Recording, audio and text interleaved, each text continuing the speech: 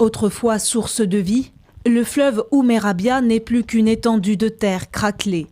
Situé à 140 km de Casablanca, le village d'Ouled et Simasséoud offre un paysage de désolation, du bétail en quête de pâture et des hommes en quête d'eau. Ça fait un mois que l'eau est coupée. Aujourd'hui, il faut parcourir 12 km pour se ravitailler en eau. Notre village vit de la pêche. Lorsqu'il y a des poissons, on arrive à nourrir nos enfants.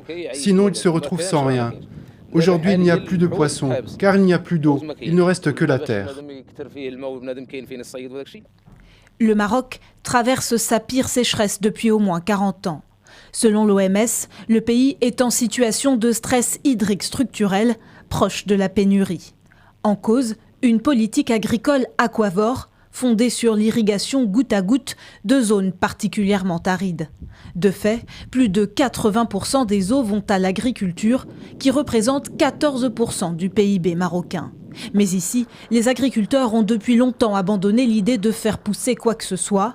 Et privés d'eau potable, les habitants s'approvisionnent dans les rares fontaines publiques à disposition.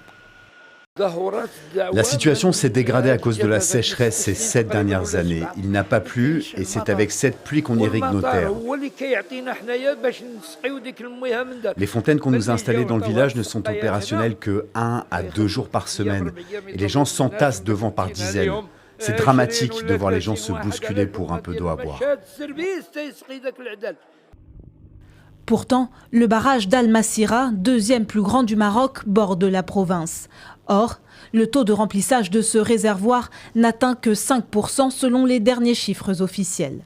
Afin de répondre aux besoins en eau potable, le Royaume a programmé la construction de 20 stations de dessalement d'eau de mer d'ici 2030.